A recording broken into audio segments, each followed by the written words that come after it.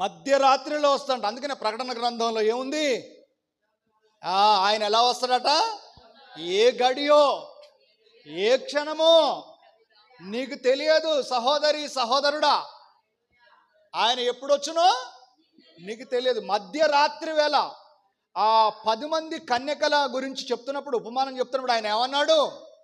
ఎప్పుడు వచ్చినట్టు పెళ్లి కుమారుడు? అర్ధరాత్రి వేళ.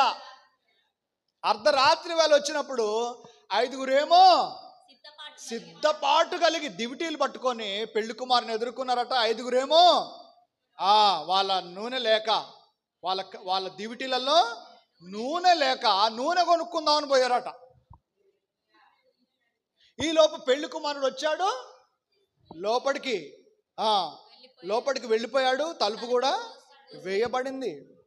అర్ధరాత్రి వేళ గుర్తుపెట్టుకోండి, అర్ధరాత్రి కూడా ఏం చేయాలి? మనం మెలకువగా ఉండాలి.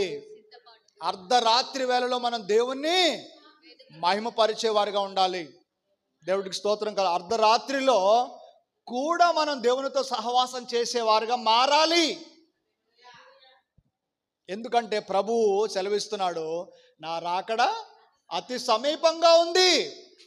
ఐగుప్తు మీదికి దేవుడు ఎప్పుడు పంపించాడు తెగుల్ని? ఫరో ప్రశాంతంగా నిద్రపోతున్నప్పుడు, తన సేవకులు ప్రశాంతంగా నిద్రపోతున్నప్పుడు ఏమొస్తాడు తెగులు? ఫరో తొలిపిల్ల మొదలుకొని తిరగలి విసురు దాసి తొలిపిల్ల వరకు ఐగుప్తు దేశం అందలి తొలిపిల్లలందరూ చచ్చెదరు. జంతువులలో తొలిపిల్లలన్నీ చచ్చును.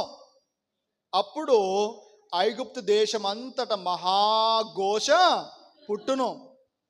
అట్టి ఘోష అంతకు ముందు పుట్టలేదు, అట్టిది ఇక మీదట ఉండదు అని చెప్పాడు. దేవుని యొక్క రాకడ దినం ఎంత భయంకరంగా ఉంటుందో చూడండి. ఇప్పుడు తెగుళ్ళు వస్తున్నాయి. ఇప్పుడు కూడా భూమి మీదకి చాలా తెగుళ్ళు వస్తున్నాయి. కానీ ఇక రాబోయే తెగులు అది సాధారణంగా ఉండదు. అది మనం ఊహించేంత సింపుల్గా ఉండదు.